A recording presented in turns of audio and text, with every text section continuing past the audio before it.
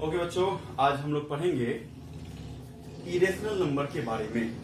Rational number के बारे में आप लोगों को हम बता चुके थे पिछली कक्षा में। इस बार हम लोग पढ़ेंगे इरेशनल नंबर के बारे में।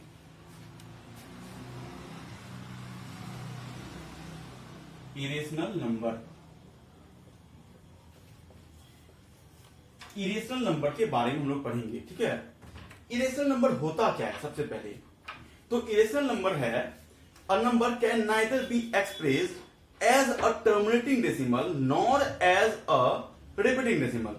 यानी कि ऐसा नंबर जिसको ना ही हम टर्मिनेट कर सकते हैं और ना ही रिपीट कर सकते हैं उसको, यानी कि ना ही रिपीटिंग डेसिमल में आ सकता है वो और ना ही टर्मिनेटिंग डेसिमल में।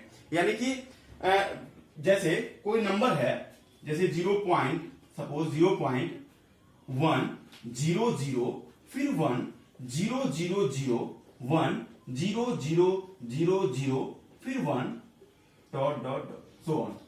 तो ये जो नंबर है, ये नंबर ना ही टर्मिनेट हो रहा है। टर्मिनेट हो रहा है क्या? क्या नंबर है ये नंबर टर्मिनेट नहीं हो रहा है, क्योंकि ये पॉइंट के बाद भी सो ऑन तक आगे जा रहा है, ठीक है। और ना ही ये रिपीट हो रहा है। जैसे आप कोई एक नंबर को बोलिए, जैसे 0 0 है, तो 0 0 के बाद फिर 1 आ गया, उसके बाद फिर 0 0 0 है, फिर 1 आया। यानी कि 0 0 ऐसा नहीं है, 0 0 या 1 ऐसा नहीं है जिसके ऊपर में हम लोग बार दे सके। इसलिए इसको तो हम लोग ना ही रिपीटिंग बोल सकते हैं और ना ही टर्मिनेटिंग बोल सकते हैं। तो ये जो नंबर हुआ, ये आपका इरेशनल नंबर हुआ। यानी आप बोल सकते हैं neither can be expressed as a terminating decimal nor as a repeating decimal. ना ही टर्मिनेट कर सकता है और ना ही रिपीट कर सकता है, ठीक है। तो ऐसा नंबर को हम लोग क्या बोलते हैं?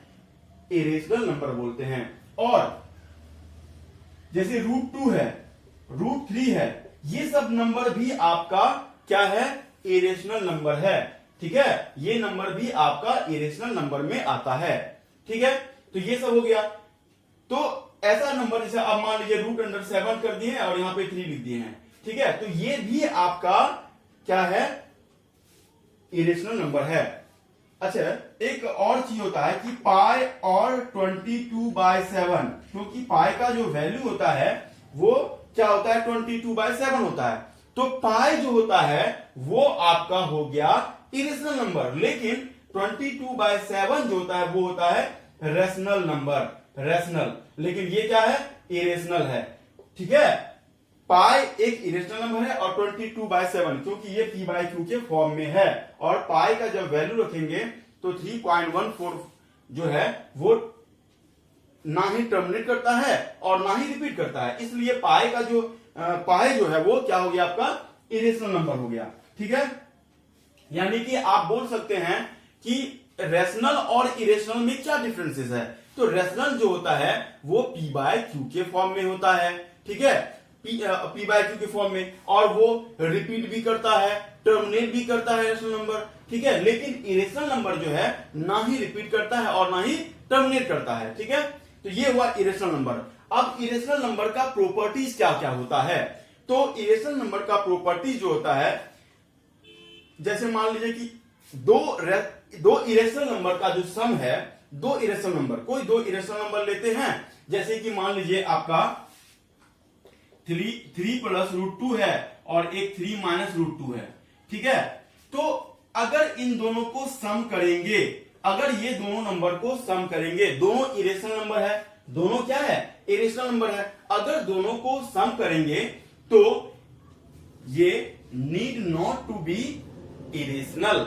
ऐसा जरूरी नहीं है कि ये इरेशनल ही आएगा, ये मतलब रेशनल भी आ सकता है। जैसे क्या होगा? √2 कैंसिल हो गया, 3 3 कितना होगा? 6। ये क्या है आपका?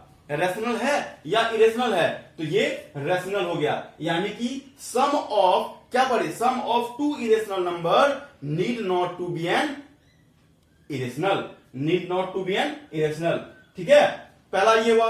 दूसरा क्या बोलता है कि अगर हम लोग डिफरेंस करते हैं, दो इरेशनल नंबर को अगर हम लोग माइनस करते हैं तो वहां भी need not to be an irrational.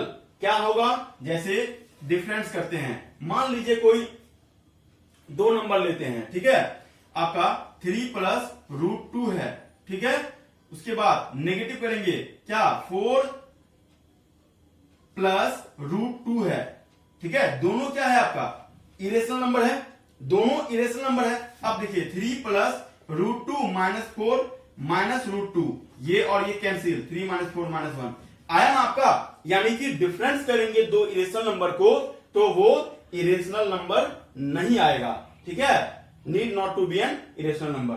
ये दूसरा कंडीशन हुआ। तीसरा बोलता है, थर्ड कंडीशन क्या है कि प्रोडक्ट, प्रोडक्ट क्या है, यानी कि दो इरेशनल नंबर को जब हम लोग प्रोडक्ट करेंगे तो क्या आएगा, जैसे आप रूट 3 है, ठीक है, और क्या होगा, मान लीजिए रूट 3 से ही मल्टीप्लाई करते हैं, रूट 3 को रूट 3 से कितना हो गया, 3 हो गया, 3 क्या हुआ, ये क्या है, रेशनल है, ठीक है, मान लीजिए 2 रूट 3 है और रूट 3 है, ठीक है, तो कितना हुआ, 6 हो गया। तो ये सब क्या हुआ, ये रेशनल नंबर आ रहा है, यानी कि दो इरेशनल नंबर को अगर हम लोग प्रोडक्ट करेंगे, मल्टीप्लाई करेंगे तो need not to be an irrational, ठीक है। उसके बाद आता है डिवाइड में, ठीक है, फोर्थ कंडीशन क्या आता है, डिवाइड में, यानी कि अगर 2 रूट 2 है को अगर रूट 2 से डिवाइड करते हैं तो रूट 2 कैंसिल हो गया, क्या आया, 2 आया, यानी कि ऐसा जरूरी नहीं है कि आप एक दोनों इरेशनल नंबर को डिवाइड करेंगे तो आपका इरेशनल नंबर ही आएगा, रेशनल नंबर भी आता है, ठीक है, ये तो बात हुआ। लेकिन ये कब, जब हम लोग दो इरेशनल नंबर को सम करते हैं या डिफरेंस करते हैं या प्रोडक्ट करते हैं, डिवाइड करते हैं, तो ऐसा कंडीशन आता है। लेकिन क्या सिर्फ दो, एक रेशनल लेते हैं और एक इरेशनल लेते हैं, मान लीजिए हम एक रेशनल और एक इरेशनल नंबर लेते हैं तो क्या होगा, अगर एक रेशनल लेते हैं और एक इरेशनल लेंगे तो क्या होगा, मान लीजिए, तो इसका भी प्रॉपर्टीज है, sum of a rational and a irrational number is irrational, ठीक है, जैसे 3 प्लस रूट 2 को अगर हम लोग सम करेंगे, किससे सम करेंगे, कोई, ये तो क्या है आपका, सीधा देख लीजिए, या यही नंबर, एक क्या है, ये रेशनल है, एक क्या हुआ रेशनल और एक क्या हुआ इरेशनल, ठीक है। अब दोनों को सम कीजिए, क्या करेंगे, 3 प्लस रूट 2 को क्या करेंगे सम हम, तो 3 प्लस रूट 2 जब आएगा तो ये आगे आपका क्या इरेशनल हो जाएगा, ये क्या हो जाएगा इरेशनल, क्योंकि 3 तो उसमें ऐड होगा नहीं, तो डायरेक्ट हम लोग इसको 3 प्लस रूट 2 से डिनोट करेंगे, ठीक है। तो ये जो आपका आया ये क्या हुआ, इरेशनल आया, यानी याद रखिएगा कि एक रेशनल और एक इरेशनल नंबर जो होगा उसका सम जो होता है वो हमेशा इरेशनल होता है। डिफरेंस में भी वैसा ही, एक रेशनल है एक इरेशनल है, अगर दोनों को डिफरेंस करेंगे यानी कि दोनों को सब्ट्रैक्ट करेंगे तो भी आपका इरेशनल ही आएगा। अगर दो, एक इरेशनल और एक रेशनल को मल्टीप्लाई करेंगे तो भी आपका इरेशनल ही आएगा, जैसे रूट 2 इंटू 2, तो क्या बोलेंगे 2 रूट 2, अब ये 2 रूट 2 क्या है, इरेशनल है, यानी एक इरेशनल और एक रेशनल को मल्टीप्लाई किए तो आपका एक इरेशनल आया। उसके बाद डिवाइड में भी वैसा ही करेंगे, यानी एक रेशनल और एक इरेशनल को डिवाइड करेंगे तो आपका इरेशनल नंबर आएगा, ठीक है। तो ये सब बात हुई किसका, इरेशनल नंबर के बारे में, ठीक है, इरेशनल नंबर के बारे में। तो अब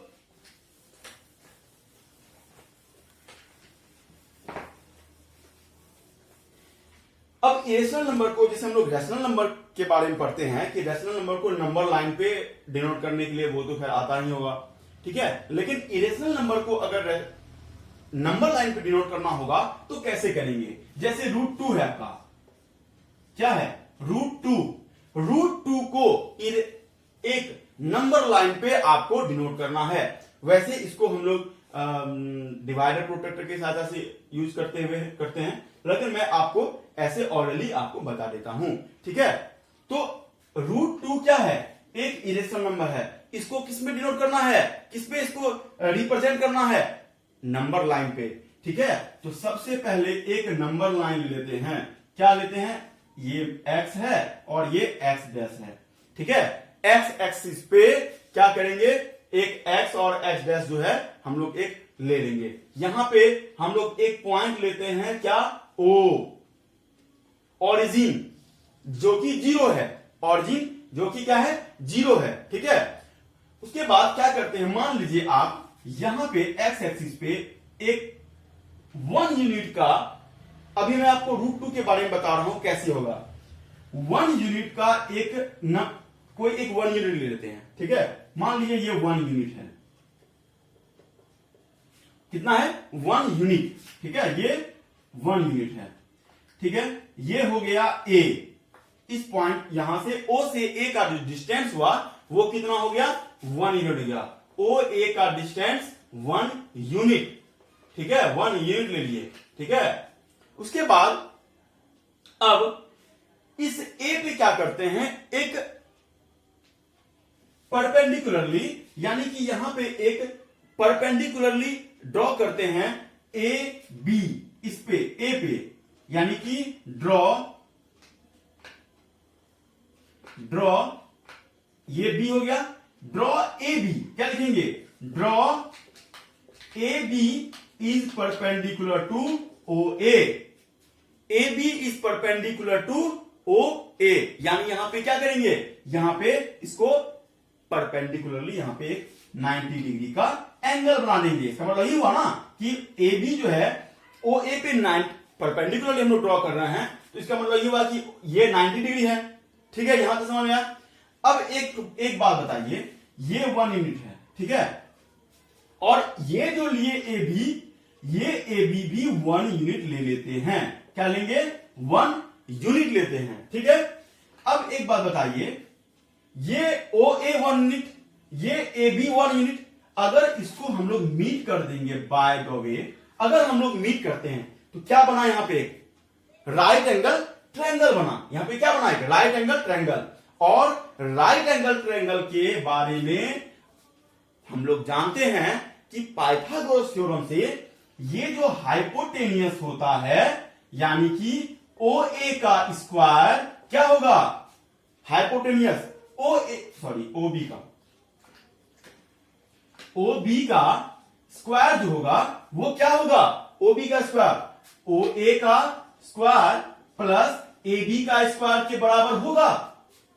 अगर यहां पे राइट एंगल हम लोग ड्रॉ करते हैं तो ये राइट एंगल का प्रॉपर्टीज होता है ना कि हाइपोटेनियस का स्क्वायर इक्वल टू परपेंडिकुलर का स्क्वायर प्लस बेस का स्क्वायर। तो ए बी क्या है आपका, ओ बी है, ओ बी जब स्क्वायर हटेगा तो यहां पे अंडर रूट आ जाएगा। ओ ए का वैल्यू कितना लिए थे हम लोग 1 लिए थे, ये हो गया 1 का स्क्वायर प्लस ए बी कितना लिए थे 1 लिए थे 1 का square. O B is equal to 1 plus 1 कितना हो गया 2 √2, यानी हम लोग ओ बी को क्या बोल सकते हैं √2 बोल सकते हैं ना, ओ बी को हम लोग क्या बोल सकते हैं √2 बोल सकते हैं। अब क्या करना होगा यहां पे, यहां तक तो आप लोगों को अच्छे से समझ में आ गया होगा। ओ बी क्या हुआ √2 ले लिए। सबसे पहले हम लोग क्या बताया आपको कि एक्स एक्स डैश जो है एक्स एक्सिस पे एक हॉरिजेंटल लाइन ले लेंगे, ठीक है। उसके बाद क्या करते हैं, ऑरिजिन ओ लेते हैं, ऑरिजिन ओ लेते हैं, वहां से 1 यूनिट का एक पॉइंट लेते हैं 1 यूनिट का, उस पॉइंट को ए से डिनोट करते हैं। उस ए पे ए बी एक परपेंडिकुलर लेते हैं, कहां पे एक्स ओ ए पे या ओ ए पे बोल सकते हैं, ले लिए। अब इसको मिला देते हैं और ये जो लेंगे ए बी वो भी 1 यूनिट ही लेंगे, ठीक है। इसको मिला दिए, मिलाने के बाद ये एक परपेंडिकुलर ट्रायंगल बन गया, सॉरी ये राइट एंगल ट्रायंगल बन गया। तो राइट एंगल ट्रायंगल बना तो राइट एंगल ट्रायंगल का प्रॉपर्टी से यहां पे √2 आया।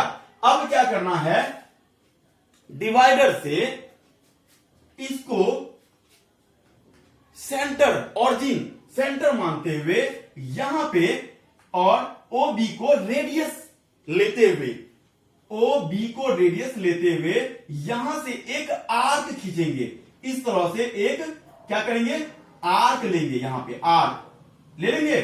ओ को सेंटर मानते हुए ओ बी को क्या रेडियस लेते हुए क्या करेंगे, यहां पे एक आर्क लेंगे और जिस एक्स एक्स डैश पे जिस पॉइंट पे ये आर्क आके मीट करेगा वही इस नंबर लाइन पे क्या होगा, √2 होगा। वही इस नंबर लाइन पे √2 होगा।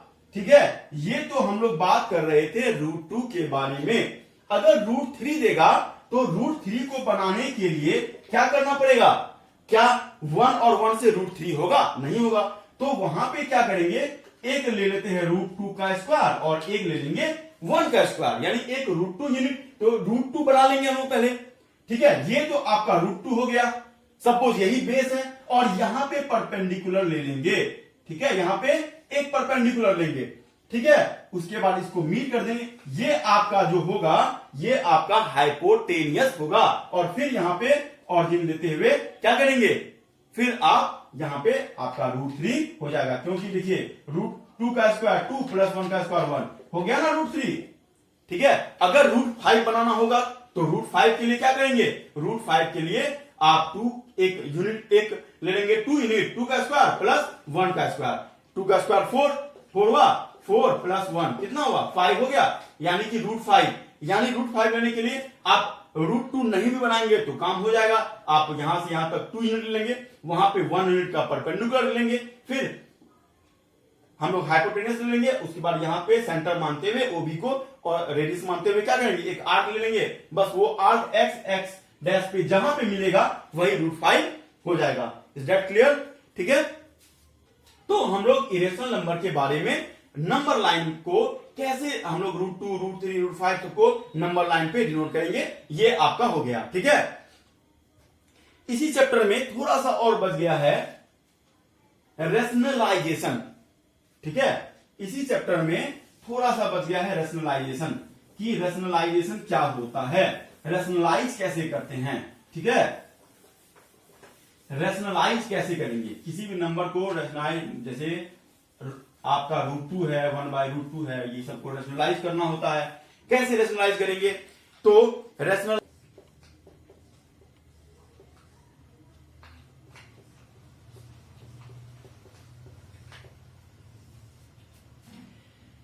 रेशनलाइजेशन, सबसे पहले रेशनलाइजेशन होता क्या है। ठीक है, सपोज मान लेते हैं कि कोई एक नंबर है आपको दिया गया है। ठीक है, कोई एक नंबर दिया गया आपको, जिसका डिनोमिनेटर जो है एक इरेशनल नंबर है। कोई नंबर है आपको जैसे 1/√2 दिया हुआ है। ठीक है, इसका डिनोमिनेटर क्या है, इसका डिनोमिनेटर एक इरेशनल नंबर है। ठीक है, तो the process of converting its denominator to a rational number by multiplying its numerator and denominator by a suitable number is called rationalization।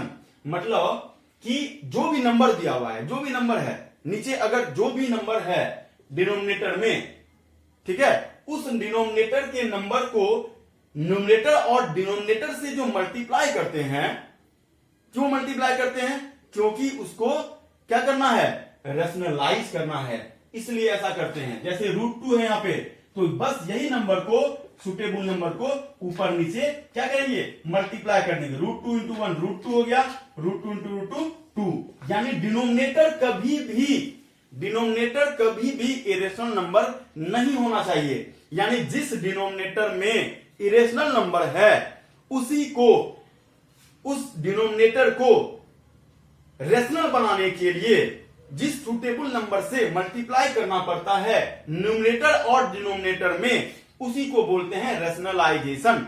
ठीक है, उसी क्या बोलते हैं, रेशनलाइजेशन बोलते हैं। जैसे 1/2 + √3 है, 1/2 + √3, ये सुटेबल नंबर 2 - √3/2 - √3 से क्या करेंगे, मल्टीप्लाई कर देंगे दोनों में। यहां प्लस का साइन है, यहां माइनस का साइन हो जाएगा। ठीक है, 2 - √3/a + b × a - b का फॉर्मूला होगा a + b × a - b, a² - b², 2 का स्क्वायर 4 हो गया, और -√3 का स्क्वायर 3, 2 - √3/1, तो 2 - √3 आया। यानी कि इसका डिनोमिनेटर क्या हुआ, इसका डिनोमिनेटर 1 है। यानी कि अगर आप किसी भी डिनोमिनेटर में अगर इरेशनल नंबर देख रहे हैं तो उस डिनोमिनेटर को रेशनल बनाने के लिए जो आप मल्टीप्लाई करते हैं नोमिनेटर और डिनोमिनेटर दोनों में, उसी को बोलते हैं रेशनलाइजेशन।